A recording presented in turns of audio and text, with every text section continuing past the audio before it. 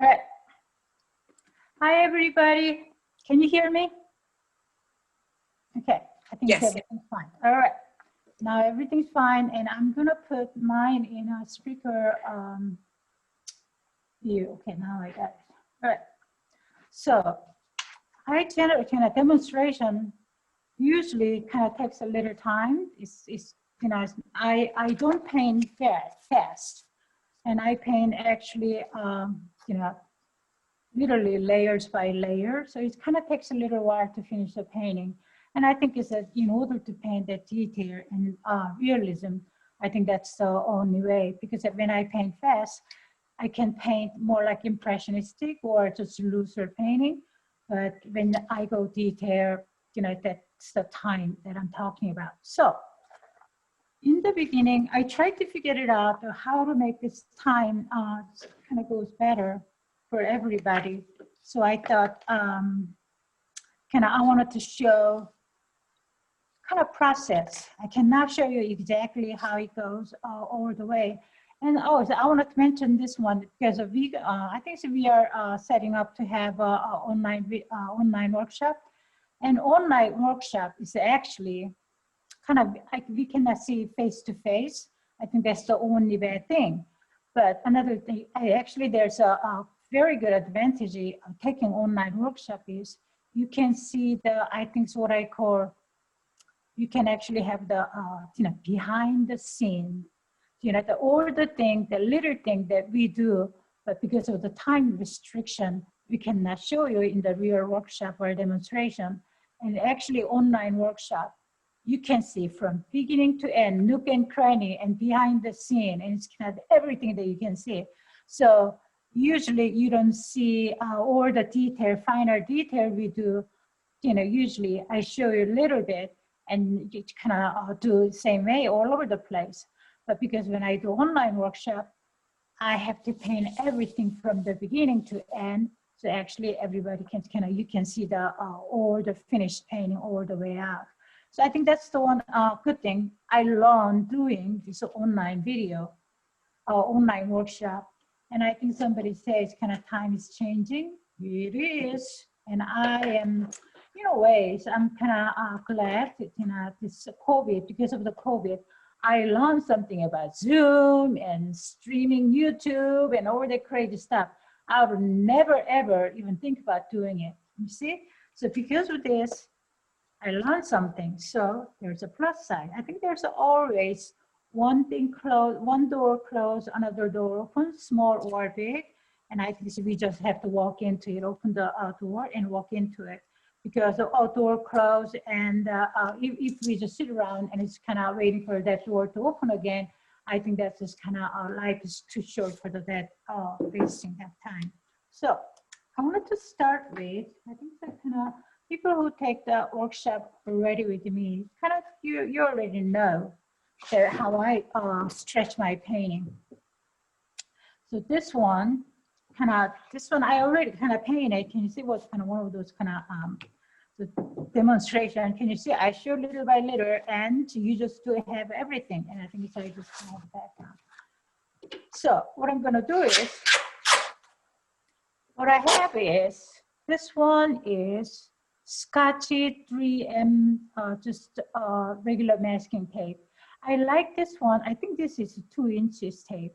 I like 2 inch tape because I can make this one rolls better and kind of wider to stick better. So when you do this one, I think it's kind of hard to see. When you do this one with a regular mask, I think that's kind of what they call drafting tape. That drafting tape is not strong enough to hold on to here. Because what I'm trying to make this one is tube. You see, 1/3 goes in, and I just kind of 1/3 press it down. 1/3, you know, I anchor this one, and when I just pull this one, just automatically guide me to actually just need to press it down to not to open it up. And if I did this one, what you see is, I can show you. Can you see? This one is like a tube. So if you don't make this tube like this round one, it doesn't work. So you have to make a tube. So you have to 1/3 goes in, and I'm gonna press it this one down on the edges all the way. And I will do this one all over the place. I'm gonna put this one because I'm gonna paint this one a little bit, so I want to anchor it down.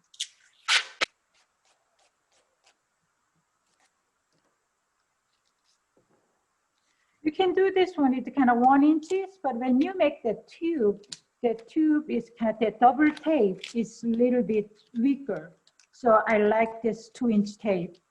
And I think that kind of, they're out there, I think it's what they call double tape. I think they're foam tape. I think that's the only double tape I know. That double tape is, I think it's the foam one. I will not use it because, not because only it doesn't work, but it's expensive too. The foam tape is too permanent. Once you apply it, it's hard to pull it off. But this masking tape, you can pull this one off pretty easily. So.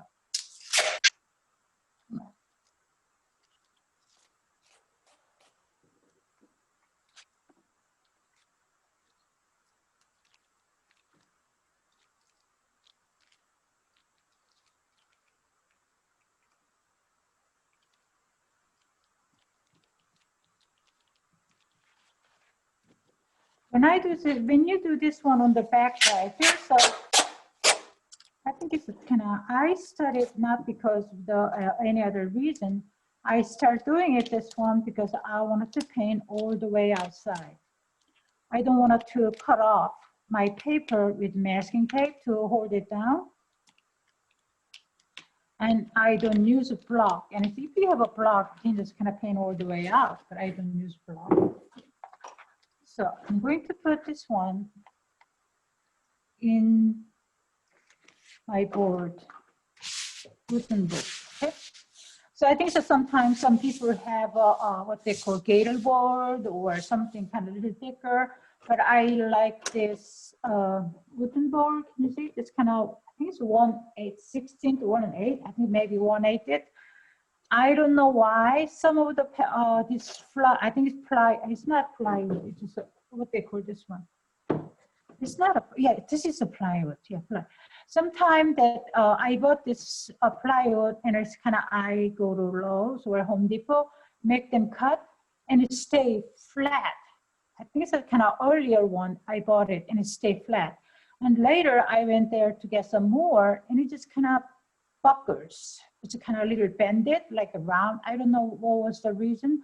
So some of them I just kind of wasted, but some of them I still have. So, you know, I like this one. It's kind of straight down. I did this one, and I can paint this one all the way out. Can you see? And I think sometimes I said, when I frame this one, I usually don't like to frame, like to kind of cover up with the mat board. What I do is I actually float. What I do is so it's kind of think about shadow box. You have a shadow box, you're putting this painting right in the center. So you can see that between that space, and you're seeing this, you're painting all the way out. So I think shadow box is kind of right to say. All right. So, and another thing is, when I paint this one edges like this, sometimes the water can go down, right? Sometimes the water can go down. And this one, because of the this tape is kind of solid, it just stops, the water doesn't go in. So this way, I don't have much of that run back, what they call, it's kind of running back or kind of left over. But when you have a tape over, sometimes when you put the color on it, and sometimes kind of these pigments sip into the tape and release slowly, so it's kind of run back start to happening. But this way, I think I usually didn't have that problem. So I don't have any frisket on this one, and I think it's just, I want to have some frisket on it because I cannot find my original picture. So this is my painting I have, and I want to talk about frisket because these days actually I use this frisket powder, this kind of powder.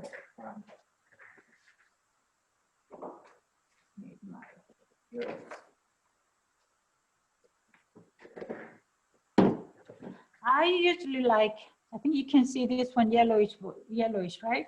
And I usually like, this is a Winsor & Newton, and I like this yellow tinted because there's a clear one and this yellow tinted one. I like the clear one actually because when I apply a lot of Frisket, it's kind of hard to see it where I applied it. But this yellow tinted one is I can actually see much better. That's why I use. And usually I'm not crazy about blue one or orange one. It's something kind of a stronger color.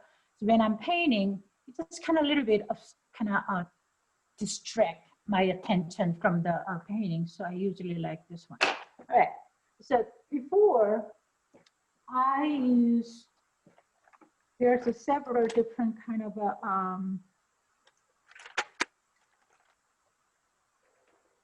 the method I use. Okay, I need some. You see, I should have done it. Can you see this yellow? So I have to kind of back and forth to make this yellow kind of mix it into the Frisket. Otherwise, this one just kind of settles down. But when I do this one, I'm just kind of doing this one back and forth. If I do this one, shake it, it's going to be all bubbled up. So it's not going to be good. So kind of you have to let it all just settle down again. So I'm just going to need a little bit. That's another thing because I wanted to mention. You see, I put this one, close this one with saran wrap. Because when you have this one, just close it down. This is not airtight. So sometimes when you buy Frisket, just from the store, and I think you see if that the merchandise is kind of rotate pretty quickly, usually they are fresh. But sometimes some of the this Frisket, they just kind of sitting on a shelf for a long time. When you buy it, probably half of them already is gone because it's kind of all cropped up. Not because that's they opened it or something. Because when you close this one, it's not airtight. Because I learned this one not airtight because when I was flying, kind of I think the funny thing is it's kind of when you fly this one with a national, I think it's kind of United States itself. I think it doesn't matter, but I think it's. I was flying to Argentina, and I think it's when you go to international, the plane goes a little higher. So I think that's what it was. I did it this way, and when I arrived at the that place, this Frisket was squirted out everything. I think because it's kind of squeeze it, and this one is not airtight. That's why I know this is not airtight. So when I travel, I put this one saran wrap. So I always kind of even at home, I buy this one, and right away I put this one right here. You see, so when I have this one for the year, it's going to stay fresh, just like this. So, all right, I'm going to have a little bit. This one is film canister. It's a lid of the film canister. And if you don't have that one these days, sometimes I use water bottle cap, you see? And it's what you have to do is, this kind of little thing, but this one kind of helps me to not to distract when I'm painting. So I put this one, kind of make this double tape and put this one here, and I will just kind of stick this one right here. So I have this plate right here, because when I'm working on this one, if I don't have a plate, can you see this one is stuck.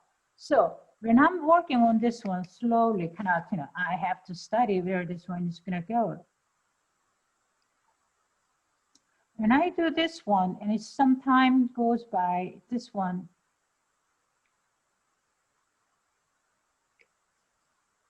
what happened is kind of it's dried out. So when I pour this one out, I don't put too much out, because if I put too much out, within a 20 minute, 30 minute, 35 minute while you're working, this one starts to drying out, and it doesn't have this liquidy, and it's going to get a little kind of hardened. And that's when this one, sometimes when I pour this one out, it flips over. And then I think it's a kind of, if I didn't have that problem, probably I didn't flip over. I probably didn't have this idea, but it was kind of keep flipping over. So I decided to use this way, and it's this one prevent this one to be flipping over, and I don't have to hold on to this on my hand. See, so I do this one to apply my Frisket. And this is actually my go-getter until this day. this day, I think I get a little lazier, so I do something a little bit different. But I still like to use this Frisket tool. Okay, oh, I wanted to show you what I'm using. Because this one is, Frisket tool is, can you see this one? This one is a little bit angled to it. Can you see? It's not round. You see it's round, can you see? But this one is a little angled to it. So this one is just regular brush.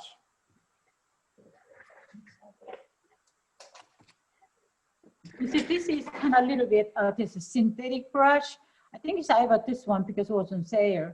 And I just kind of, I bought a bunch of them. And this brush doesn't work for me, whatever the reason. So I thought I waste my money, but I said this one, just kind of, so when I have this one, I just have to just kind of apply it. And when this one get a little thicker, I just kind of clean out this, and I just keep going. I just should have that Frisket. So this one is one of those tools that I use. And another thing I use sometimes is this round. This one is what they call, I think so this one is actually, I bought it from the Sally. What they use this one for the kind of the manicure is they kind of decorate their fingernail, I think. It's kind of making a dot or a flower.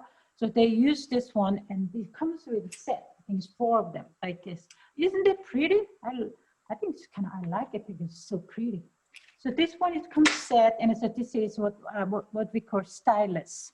And I use this one sometime when things are very delicate. And I use this one when I'm painting silver, the decoration in the body.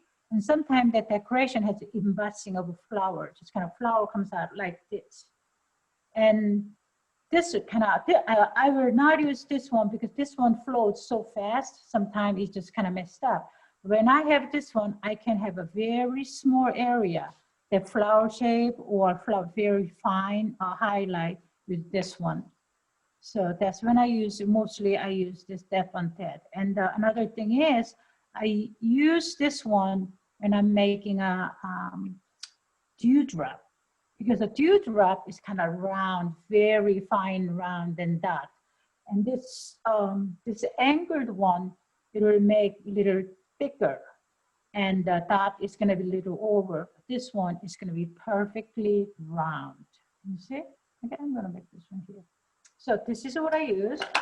Another thing these days I found it is, this one is, what you call it? Like a fine line tip. I think some of the Frisket actually with this bottle, it comes with it. And this one is 0.5 millimeter. Can you see the needle is 0.5 millimeter. It comes with this blue top. But if you have a orange one, that's a 0.8 millimeter. So that's kind of a little thicker. When it comes out, the line is thicker. So I like this 0.5. Usually what I do is I just bought this container, and I just kind of fill it up with this bottle here, and kind of, I don't fill it up this one all the way up. Usually I fill it up maybe 1, 2, 3, 4, 1/6 of it, and I use it all. And usually sometimes I clean this one out because it's kind of dried out inside. And a lot of time people say this one is clogged up, so you cannot use it. I think that was my experience. So usually clogging up, can you see this one is already kind of clogged up. This one is usually, actually, this part is easily clean. Bottle or this one is kind of very easily clean. The problem is, can you see this one can open, you can just already kind of. And this one, I don't use that saran wrap, so it's kind of dried out. That's why I put just a little bit. And when it's kind of clogged up, I will clean out. And usually if people can clean out is this needle part. And so what we have is kind of top that needle. The needle supposedly kind of press in, and it doesn't clog up, but sometimes it clogs up. And in the inside, when it starts clog up inside, it's kind of hard to get rid of it because it just kind of stay there. When you open it, it seems like open, but it close up because rubbery stuff. So this is the time, I think I've been telling everybody, everybody has a kind of your under the so kind of sink or something, you have this glue gun. Can you see? All right, glue gun. This one, it's kind of make a sticky thing just disappear.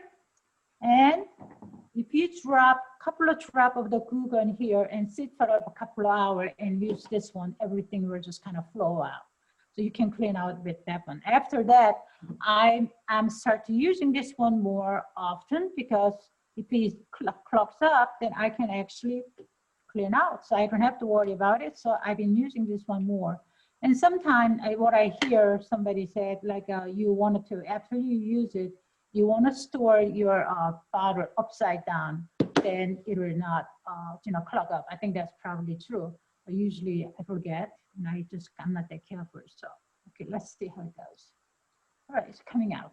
So sometimes this one is good when you paint this kind of flowness of a long line or something like a cat's like a whisker, just kind of goes long and you don't have to stop and separate, kind of try to apply. This one, you just go shoot it out and you can have a clean line out. So it kind of depends on what you are doing and what you wanted to do. You can actually choose kind of a tool, it works for you. Sometimes if you have a good tour, everything can be very easy.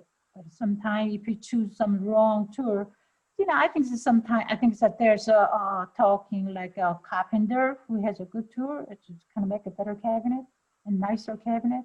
I think that's very true. So when you have a better tool or brush or right brush or something, and its work is you don't have to struggle too much. And lots of the time I see people, I want to have this effect, but the tool is not right. So sometimes that effects are not coming out. It's just kind of that one. You have to just kind of see what's going on with your your painting, and something doesn't work. Kind of see why that doesn't work. Sometimes it can be what you're using, your brush or your paper. I know sometimes wrong paper doesn't work, like what I like to do, because that paper is for me hot press.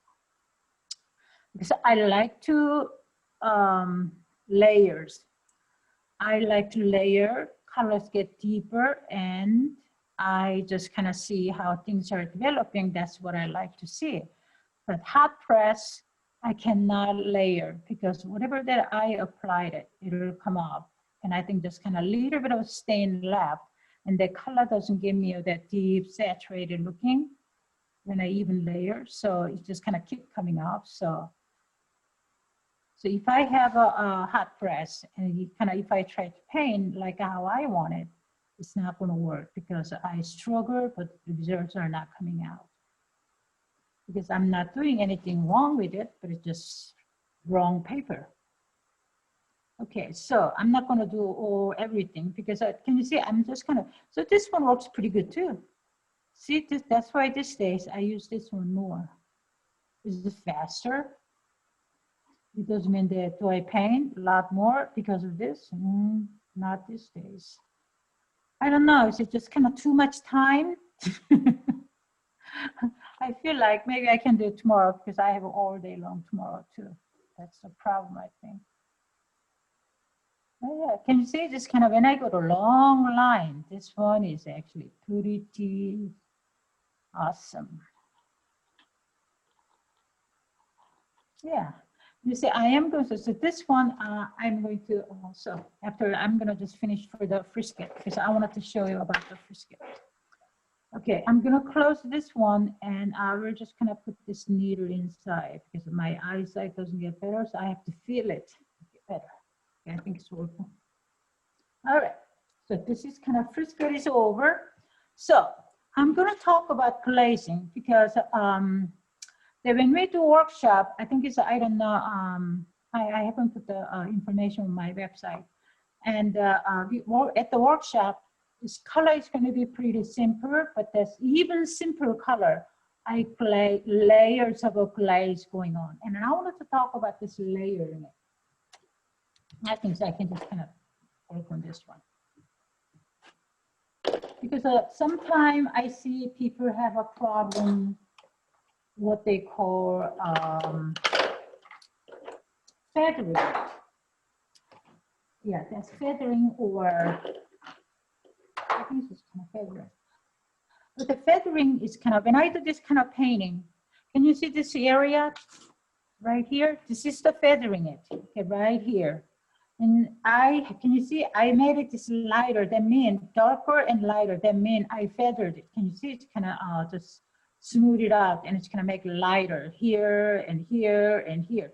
So every time, whatever I do, instead of, I don't apply flat and leave it there.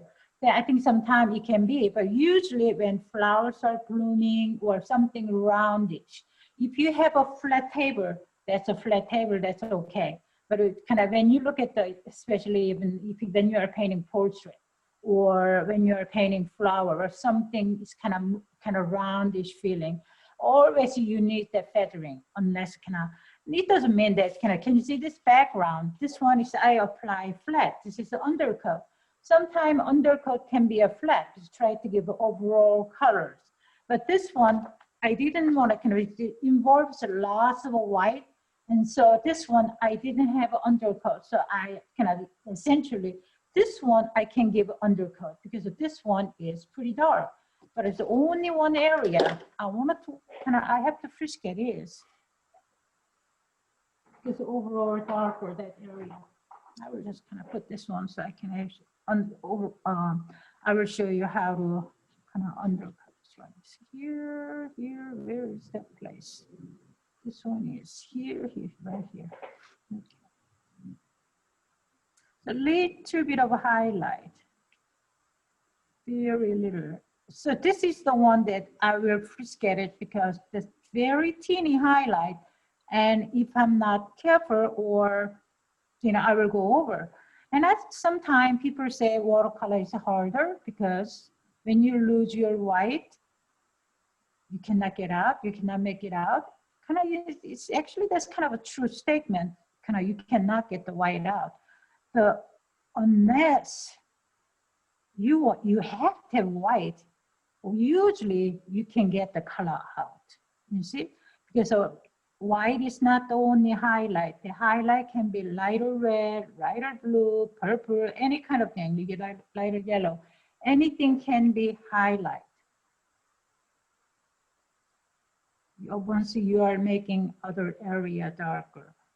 Okay. All right, so I think that's also, this is about that. I'm just going to show you only here. So you see, I only have a highlight here, and it's right here, and it's everything else is going to be darker. This one I can do the layers. All right, I'm gonna just let it dry, this one, and I'm gonna go show you.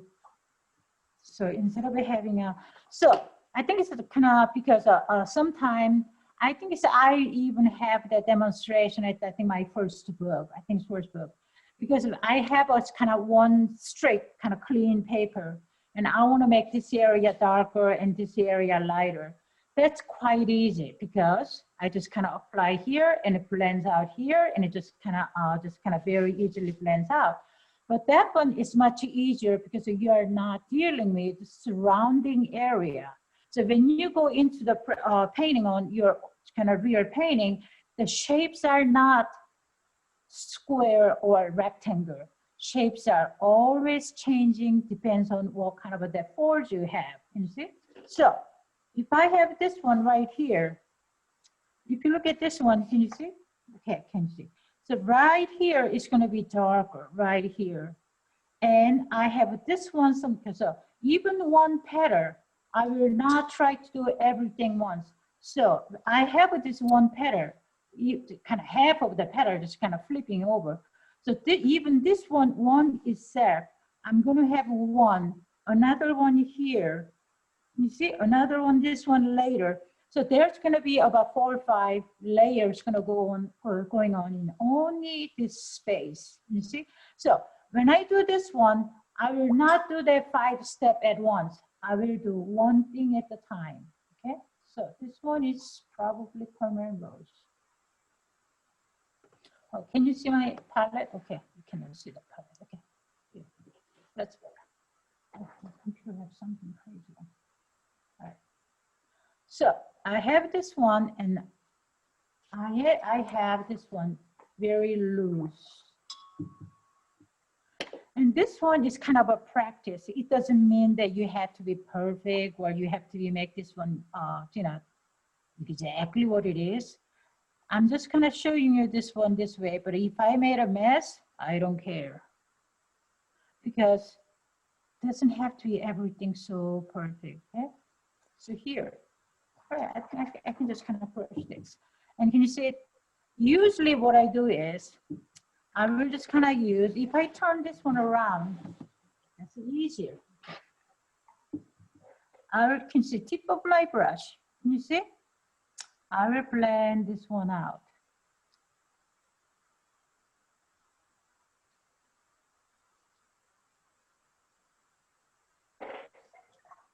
Clean my water. Okay, I wanted to talk about another one. You see, I just kind of blend this one out. And I wanted to show, so what usually you have to do is, okay, clean my brush. I want to talk about this one. It's lots of time people misunderstand this one. I have water, clean water. Oh, I cannot see it. I cannot see it. Okay, hold on. All right. Okay, I can put this water here. I have water.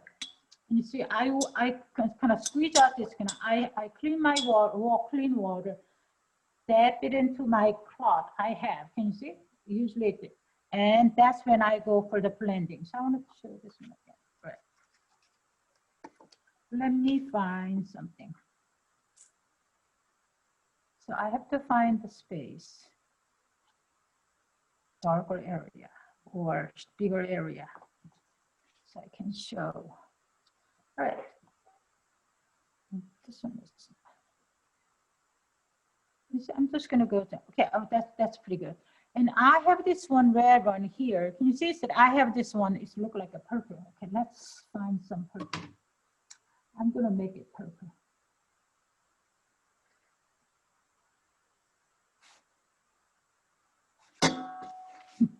I'm making it purple because I'm doing this one because usually I find the red all over the place and I will go this one later, but I'm just kind of doing, I wanted to show. Can you see, I have this one layer of red already and now I am going for the purple on top. If I don't have this red layer, this purple is not going to work. I think this one is right here. I just kind of missed this one. See this here? I apply this one as much as I can. Okay, this bottom, I'm gonna go for the bottom too.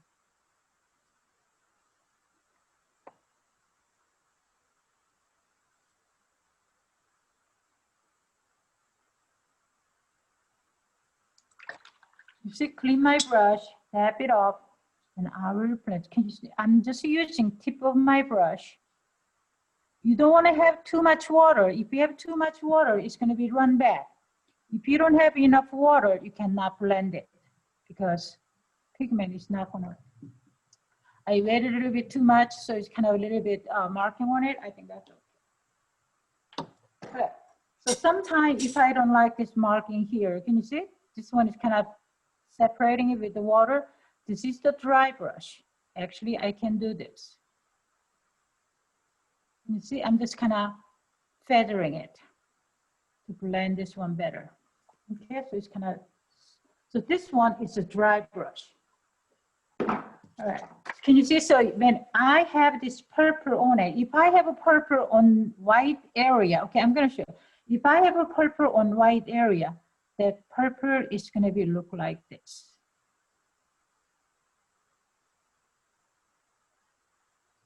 So this purple is not going to be deep like what red underneath it. I think this is a good example actually then.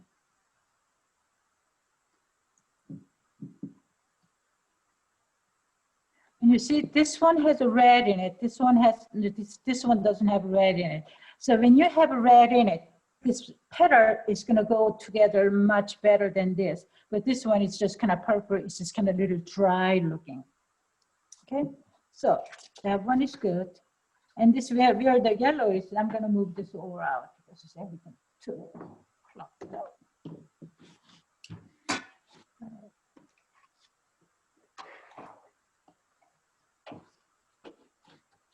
And inside, can you see it's kind of, I have this yellow all over the place because this yellow is the where the center area. And this center area without yellow is not going to be deep because this one has more orangish yellow. There's a yellow in it actually. So I can actually go this more yellow because right now it's not deep enough. So when you see things, I'm not trying to finish this one off, but when I see darker area, I'm layering it one. So lots of time people say, how do I know how much if I want to put? I don't know. Because I say, because usually I don't know either, but I will put on it. So kind of after that, I can see if that's enough or not enough. And if I have enough, that's enough. If I don't have enough, I will paint more.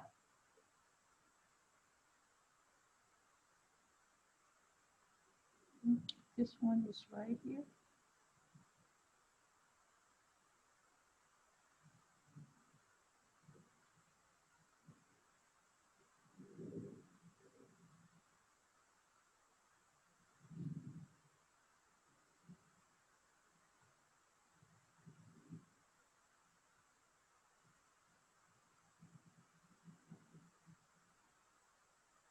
Because usually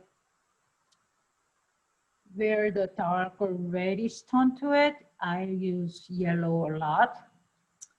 And I'm not sure where I am. I think this is what it is. Because without yellow, I cannot make deeper. It's kind of, I think sometimes I say yellow glows, but white sparkles. So if you want to glow your paints, I think if you look at the sunset, there's no white, yellow and red, and contrast with purplish tone, dark purple, that's when it glows more.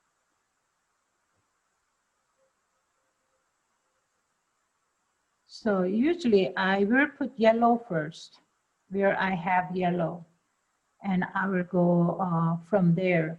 But I think this one, I was doing some demonstrations, so I was kind of popping all over the place because I cannot paint yellow all over the place because it's kind of time consuming. And after that, show how to do red. And after that, how to do purple here and there. It's kind of demonstration. And this area, this one, I think it's just kind of more purple. I'm going to go for the red. So this one, I'm not going to blend it, but this one, I'm going to go just flat where the dark is.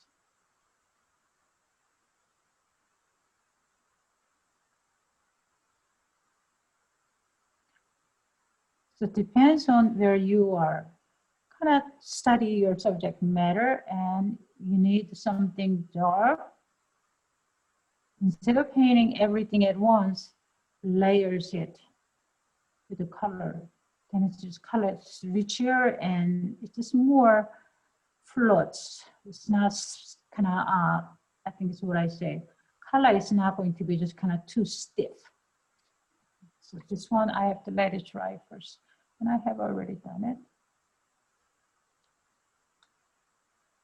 So what I'm gonna do is kind of here, this one is dry. So it's undercoat, I'm talking about undercoat. And I'm gonna go this one, red undercoat. So this one, I frisked it already. I'm not going to blend it. It may be a little bit here and there, but this one is going to make everything so dark. It's not dark, it's kind of pink. This one is going to be separate from the main one because main one, I am going to have a white. They leave the white. This one is going to be, lightest part is going to be just a little bit of a highlight, but everything is going to be pinkish, kind of darker. So this is how I'm going to separate this one.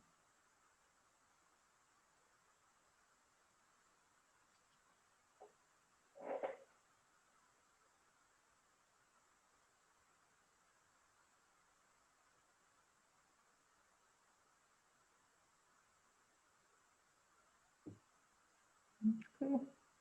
So this is going to be the, can you see this one is kind of but little kind of different. And but I haven't done it. I need the fresh kit first to save some white. So this is going to be main flower, and this is going to be another one. This is going to be another one. So now can you see, so I have yellow done, and it's kind of, I have to find so many little things. Can you see every petal I am going to paint.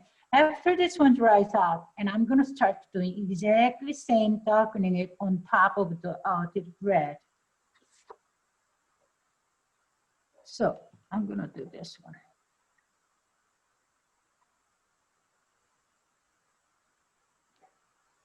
Little darker. So when you look at kind of realistic painting, you do more of this stuff. It's going to be a more realistic. It doesn't mean that it's easy. It's kind of time consuming, but what we have to do to make the effects work, and what we have to do, that's what we have to do.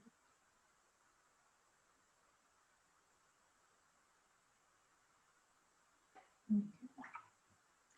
And this one, so when I do this one, can you see I'm jumping around all over the place? Because even if I want to do this one right next to it, I will not do it. If I do it, everything's going to jumbled up. So I'm not going to have that effect. So right here, it's dried good.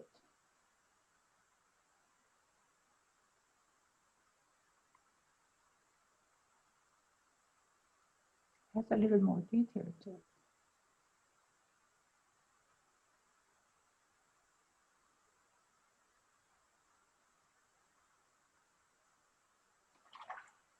So I am going to blend this area out.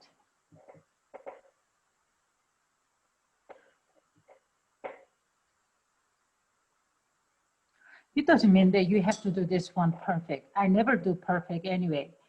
But instead of having a straight line all over the place, when you have this softer line, overall your painting is going to be much better than just kind of flat, flat, flat.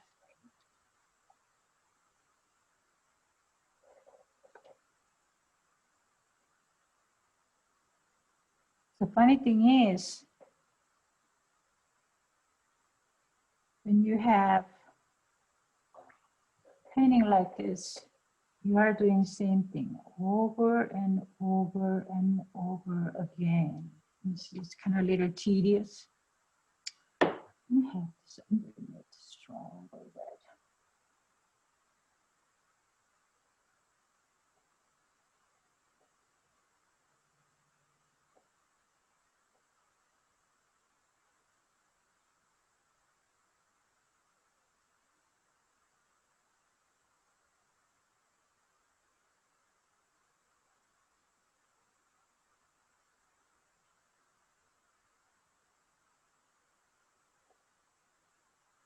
And this one is the undercut of this darks. I'm going flat. So this one actually can go out. But this is going to be darker.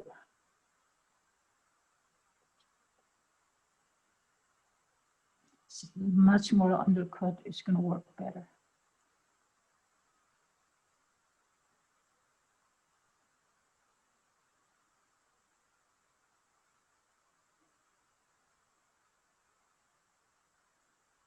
Lots of time, what I hear, what I see, if I cannot, when I teach or can I talk to some people, because lots of the time when people are painting, I know they are really good, but they get a lot of frustration coming out of it. You know, they are frustrated, and it's kind of, they are just kind of stuck because they are so fearful of their painting. Because they don't know how to finish it, or they don't know how this is going to work, or whatever the reason, they are very fearful of their painting. And I usually kind of jokingly say, what are you scared of your painting? Your painting is not going to bite you. That's what I said. But that's kind of my joking way of saying it. But usually they're fearful because they say they don't know what to do, but it's not true. They know what to do. But what they are doing is, they are thinking about their process, everything at once. So, you know, their head is working like they're starting the painting, so first the undercoat, but their head is already working with the finished product. So what they do is they're painting first coat, and they're thinking about their final product. So it's not there, and it's kind of the final product is not there. So they just kind of become anxious, and they become very fearful. But that's what's I think is a problem we have. So what we have to think is, just like life, you have to one thing at a time. So just kind of do what's right next one is you have to do, not like finish it off a whole painting. Just to kind of, when I look at this one, oh my God, everything is kind of hodgepodge, so I don't know what's going on, but it doesn't matter. Don't think about everything else. Just think about one corner, okay? So when you think about just one little corner and kind of doing it little by little, it's just doable. Everything is doable. I'm checking this one is dried. Okay.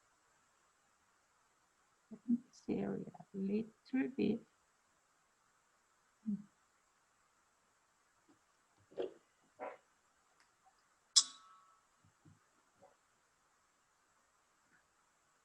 And you think about, all right.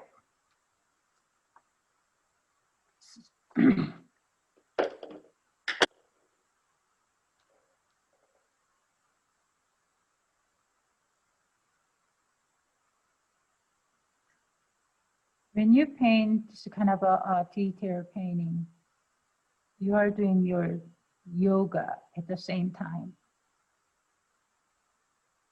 because your mind is totally into it.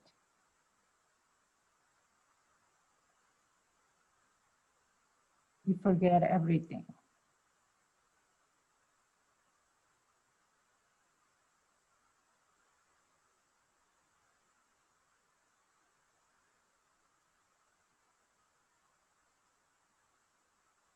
There's so many little things going on here, so.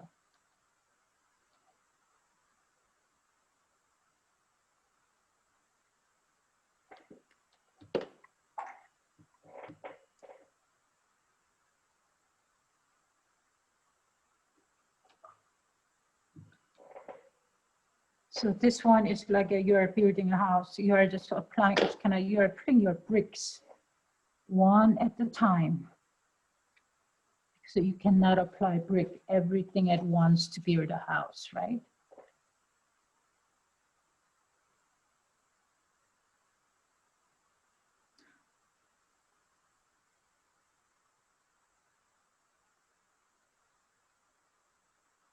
I paint oil too. It's not like I only paint watercolor. Actually, I paint oil before watercolor. And I still do both of them, watercolor and lots of time people said watercolor is harder than oil. And I don't agree with it. I think this one is darker too. Because actually for me, watercolor is much easier. It's not just kind of easier, because watercolor is very easy to handle, lighthearted. So when I get older and I cannot move much, I probably abandon oil. But I will probably paint watercolor because it's just so easy to handle. I don't need much. I don't have to change my sitting position or anything. I just need water and paper and color and brush.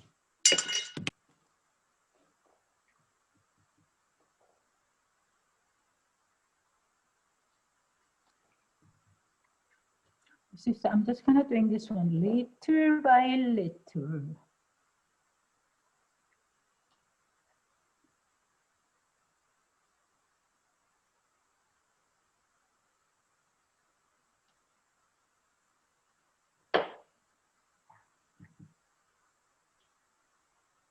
When I do this one, I'm using upside down. So I'm using my belly of the, can you see tip of my brush is on top, but mixing it, kind of blending it with my belly of the brush with this round brush.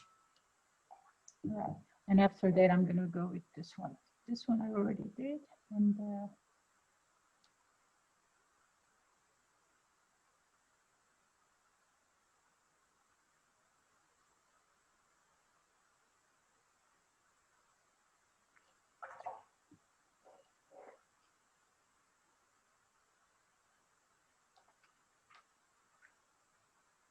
okay.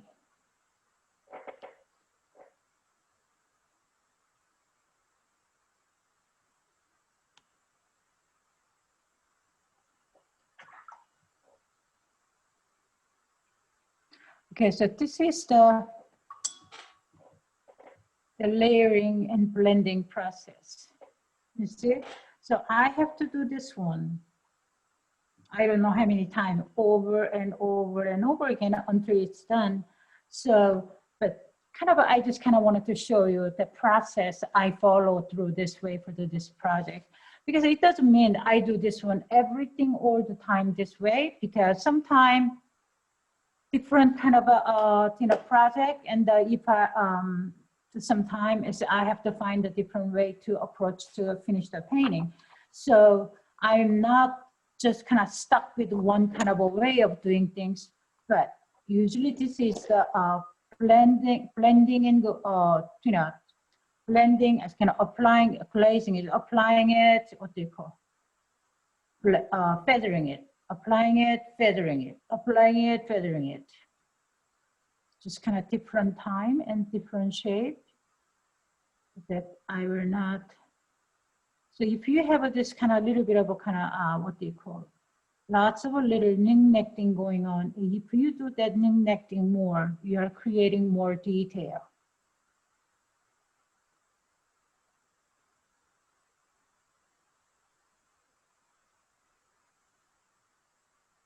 If you don't like doing this little detail, you can just kind of get the big picture and just paint it over it. So I did this one before, and I'm going to go for this side because you look at it this one right here. So I don't have a Prisket on it, so I'm going to go this one right here. Because I didn't do this one to, in the beginning with this part, because when I do this one with together, just kind of, I probably will lose this one.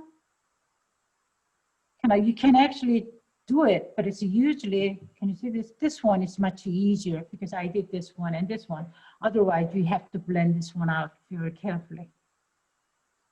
Is that I always looking for something kind of easier way to finish it.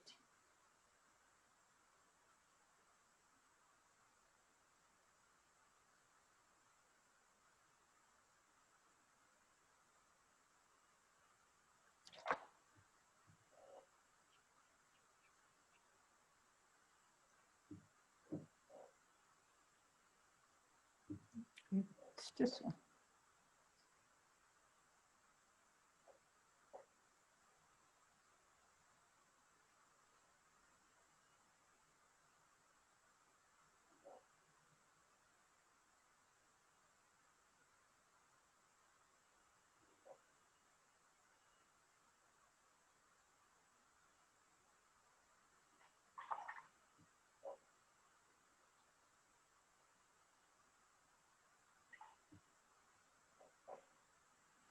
Okay.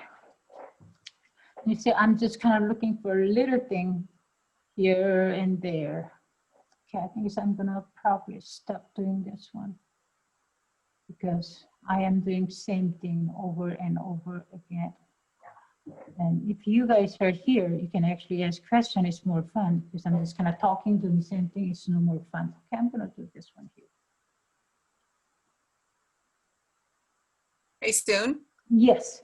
It's Carolyn. So yes. I'll ask you a few questions while you're working because you seem to be able to do both, right?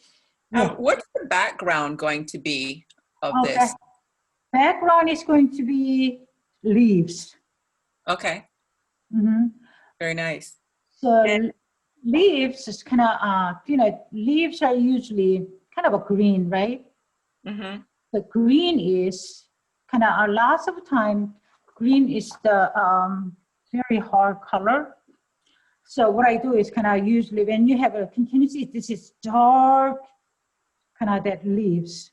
And when you have a good undercut, that green is going to be actually pretty easy to handle. But without green, without yellow undercut, you have to be, how should I say, you have to be kind of mixed to make a more earthier, much harder. Okay. Okay. So this is kind of, it's very dark. So can you see this is a bud, and as you see this some of the line, can you see? Yeah, can you lift the picture up just a little bit more? Okay. I think it's, I have an original picture. Oh yeah, okay. Can you see it? Oops, okay. Yeah. Okay, I can tell. Okay, so you can see it. Oh, Yeah. Okay, thank you. Okay. And then one other question about the brand of paper that you use. What was the brand again? I think this one is still Winsor & Newton. You guys, I'm not sure. Can you guys buy a Winsor & Newton these days? Because I haven't bought a paper for a long time. Can you still buy a Winsor & Newton? I'm not a watercolor person, so Oh, maybe. you're not? Because this is the Winsor & Newton, and I use the Artist and Winsor & Newton, and that's the best paper that I can actually use. Some of the paper is like, it doesn't matter, cold press. It's kind of Winsor & Newton, this is cold press. I don't like hot press, and I don't mind using rough, but it's just kind of a little bit harder to kind of control. Sometimes it's a little too rough. So I usually have a cold press. I think these days Arch is still better, and I think it's Winsor & Newton.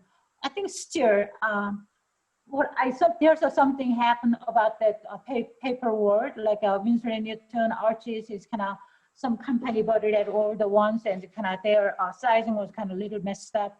I can see some of the people buy the new paper, its sizing is kind of not the same, but. Okay, do you use 300 pound? I use 300 pound, but it's at 300 pound, I don't cut it. And you see, this one is poor shit, S-H-E-E-T. Sometimes some people say I say something different. I don't curse, okay? I don't use bad words. S-H-E-E-T, okay? So this is, so I cut it a half, but if you look at this one, I cut this one by just kind of folding it half and wet it and folding it half, kind of just to scorch it, and it's wetted. And when you kind of, this one is wet, when you just kind of divide it, so you can see this, what I call decorated edges. It's Okay. kind of naturally kind of cut, so that's what I wanted to see. But 300 pounds, I just kind of paint it as a 300 pound because I love paper and I don't want to cut 300. I don't want to abuse my paper. So 140 pound each to cut it, 300 pound, if you want to do, you can do it, but it kind of takes a little longer to just kind of fold it, kind of water it because it's thicker. But I only use for 300 pound full sheet, S-H-E-E-T. Okay. And then your frisket was the brand Fine Line? Yes, Fine Line is actually when you go to Hobby Lobby, you can buy this empty bottle in men's section. Like they kind of a model, plain model car, they put it together, yeah. they painting. I think they use this one for the, I don't know what they use for, but you can find this one in a Fine Line, this bottle, empty bottle in that section. And I usually kind of fill it up. And actually Fine Line, this exactly same bottle and blue frisket on it. In it, you can actually buy this one from the art supply. But usually I don't like blue. They're kind of a little thicker. I don't know why. And I don't like to use blue frisket because, do I have a blue tape? Because a blue is very strong color. I think that this might be because not everybody is watercolorist. I want to talk about. Okay, thank you. And I'd say we probably have about another up to 15 minutes of time soon. Okay, hold on. So if you can help us to get the key points that remain that you want to tell us about.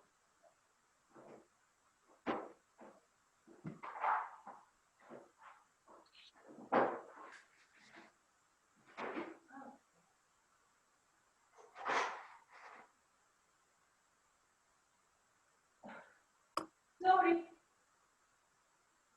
I thought I had blue tape, but it's like I don't. But okay, I have some blue. You see, when I put this blue, can you see how strong this one is against this whole thing? Oh, yes. So my eye goes to this one. So I distract from my painting. So lots of time I see some people have a blue tape around it, and your painting doesn't stand out. You cannot see things clearly. You see, this one is this way. But if you have something like this, can you see? It doesn't stand out. I see this one first. Can you see? So that's why I don't like blue. So you see this one already, right? Okay. So, oh, sorry. And I wanted to talk about finalizing it. Did we do this one actually? We can see it. Beautiful. That one, I was going to get ready for the picture, and I forgot.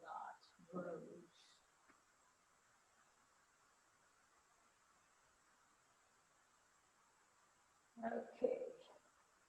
I need my original photo and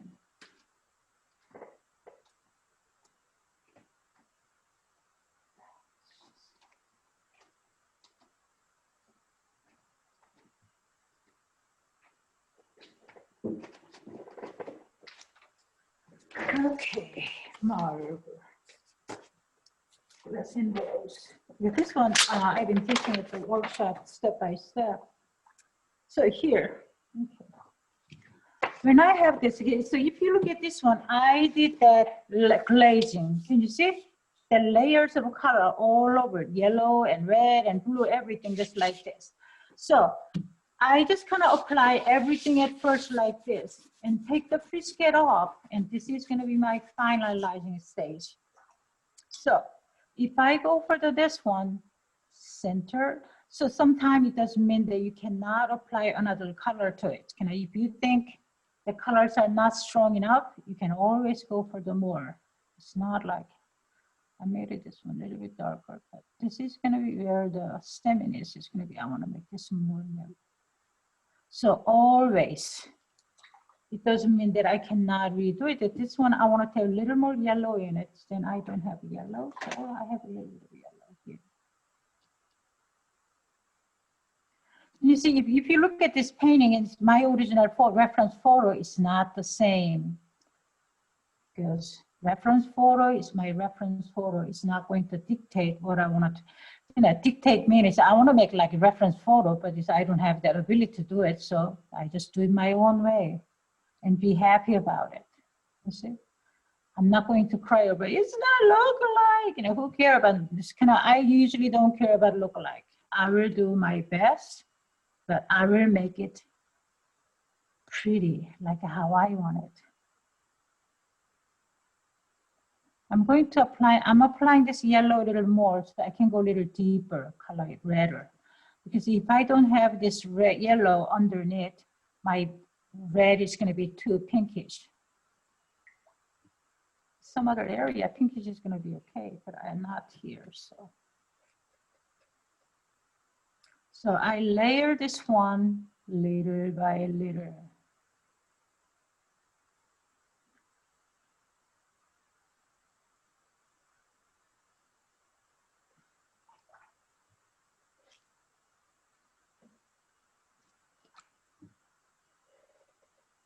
All right, and I can actually go for this one a little more, kind of a little darker. I can actually.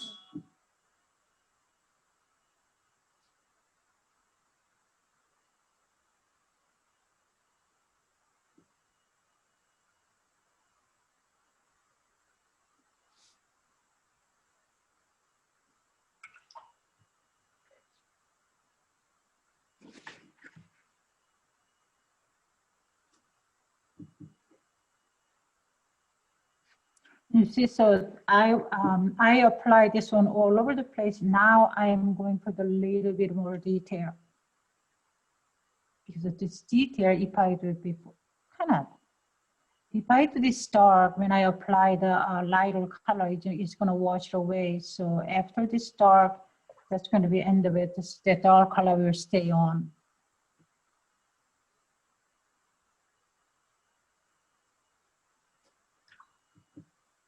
You see, I'm creating that roses little bit of a crease. My edge is being a little darker. It doesn't mean that I have to do exactly, but it's kind of, I'm showing you that's what process is going to make it to work. Okay, so I show you this one, how it works, right? Okay, I wanted to show this one, like to read what's going on here. You know, when I go to, when I do the workshop, kind of showing the demonstration, because we don't have time, my painting is just go all crazy because I don't know what I did.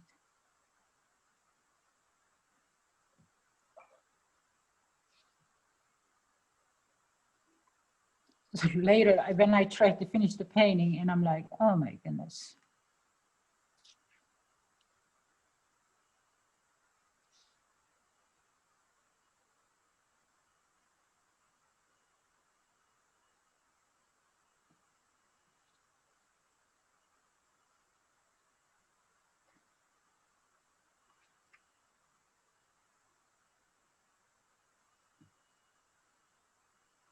And this one, the same thing.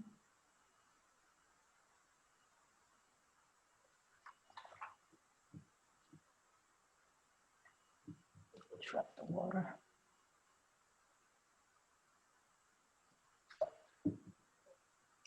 All right, can you see? So now I am started with kind of building up this one here.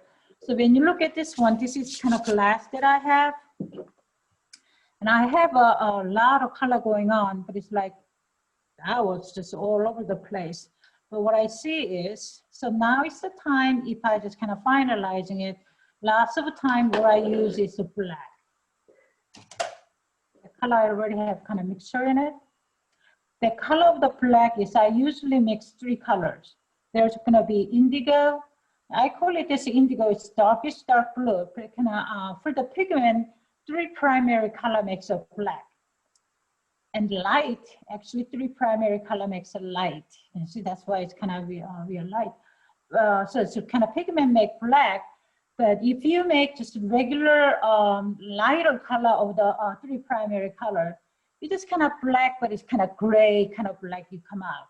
But if you make a mix with kind of darker 3 primary color, and you are going to actually get pretty strong black, which is darkest dark black is indigo, and darkest dark red is alizarin crimson, permanent alizarin crimson, and darkest dark yellow is, because the yellow is not light, is light, but it's kind of, I use a sepia as a yellow. End of the spectrum of the yellow is sepia. So sepia is, I kind of insist on it, kind of darkest dark yellow is a sepia. So I usually mix that 3 color in one palette, and usually I have this black all the time, and it's kind of right next to me. So when I needed something to do, I will just kind of go for it. And when you are going for this one, if you want to make darker, that means you have to have strong, thick pigment. You are not going to paint this one watery. If you have a watery color, you are going to have a gray. And if you just don't have if you have a less water, then you are going to have this dark color, okay? So everything has to do is how much water you have in your pigment.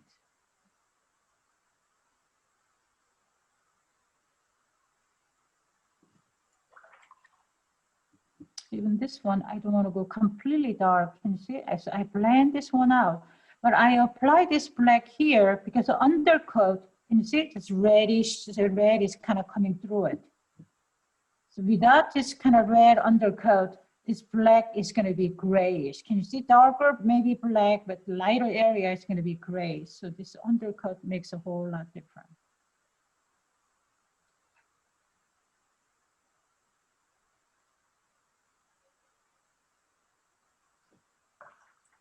there's some green on it, and I think I'm gonna go some green.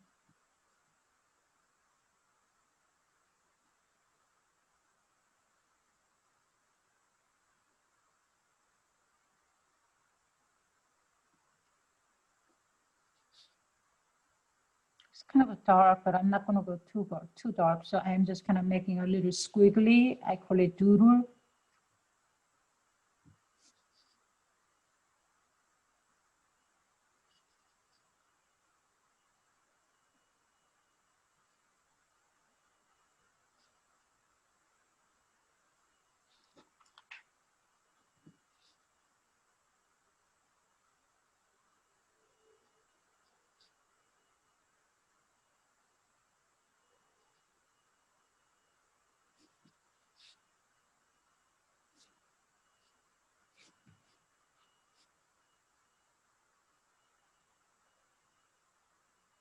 So if you look at this, actually this one, I have a very few white.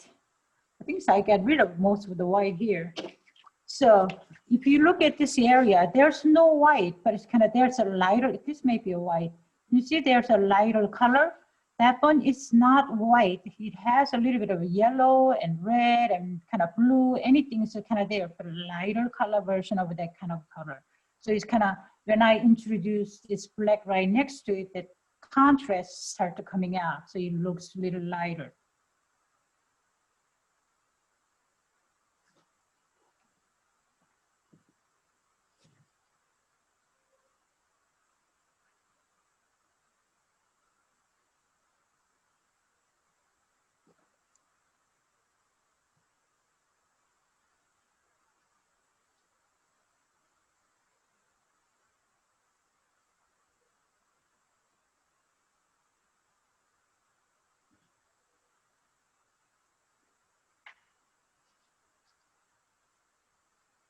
So when I'm doing detail, you can see I'm holding my brush very tightly, like I'm kind of writing a kind of letter, kind of pencil with a pencil.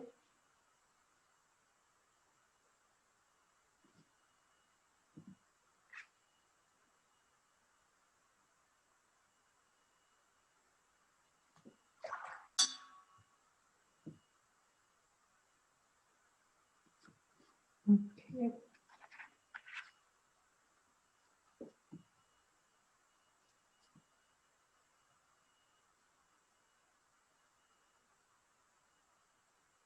So if you look at this whole area, can you see now what I see is like kind of like nothing going on and just kind of a little ugly.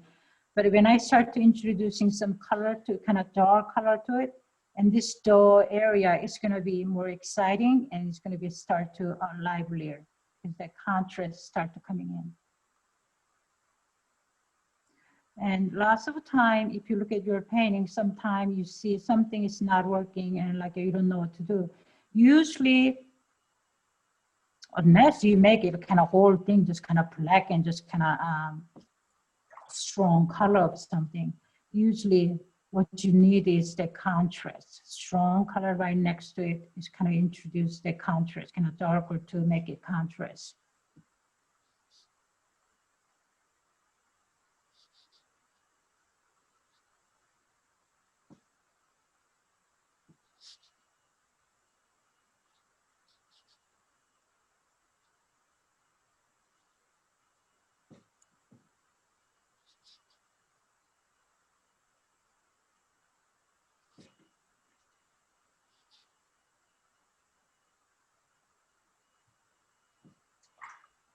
A little bit darker.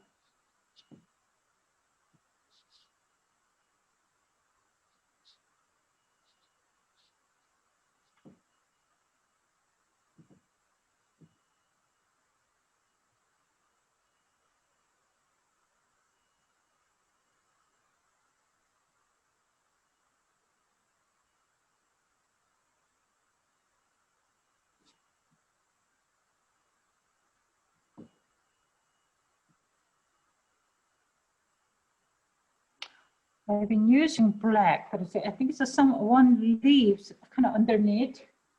It has a little bit of a green on it. Okay. So I will, instead of making it all black, I'm gonna use some green to introduce. Can you see these leaves? Kind of parts of these leaves are underneath. This is the leaves. So this one here, I show a little bit of leaves color. So instead of using black, I will just use kind of, I like that change going on. So even I have to bring out this my palette to do it, and I will do it.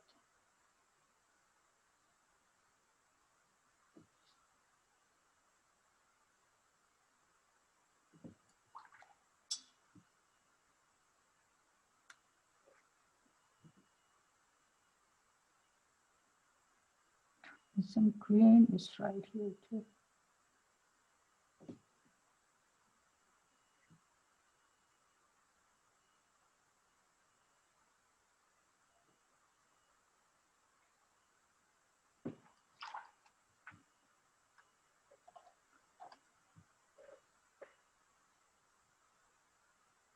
Since I have that green. Too green, I want to mix it with a little bit of yellow. Okay, that's better. So undercoat before I do any detail.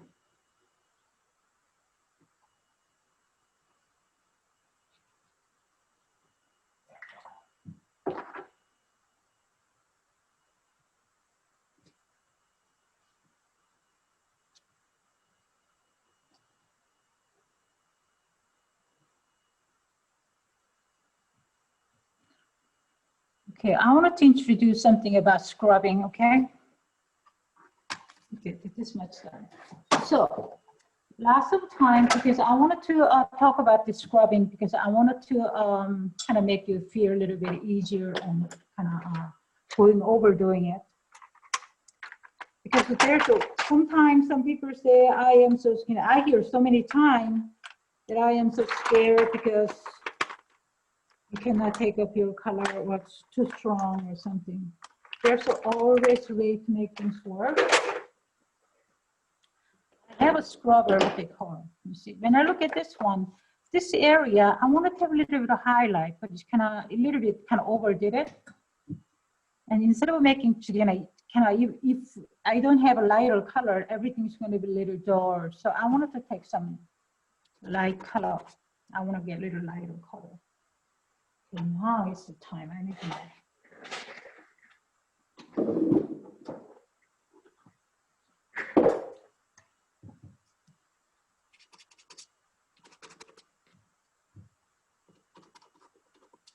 You see the scrubber, I am taking some of the color off.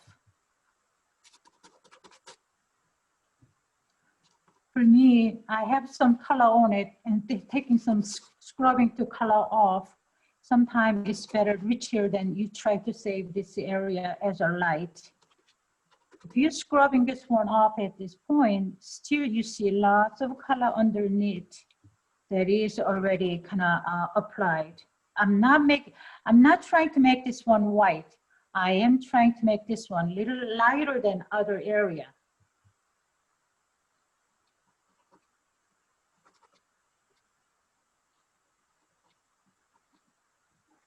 Okay.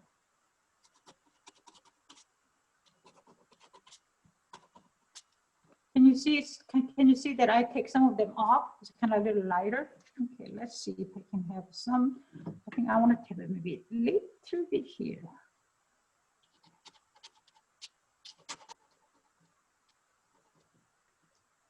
Certainly, when you have when you apply the color, then you are going to lose your white, paper white. But I don't want to have a paper white anyway. So if you want to have paper white, you have to save it with Frisket or paint around it.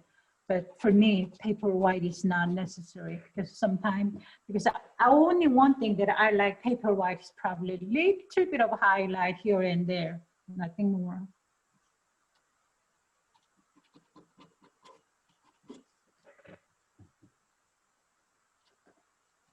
And after this one dries out, I can start to introduce a little bit of, I start making sure.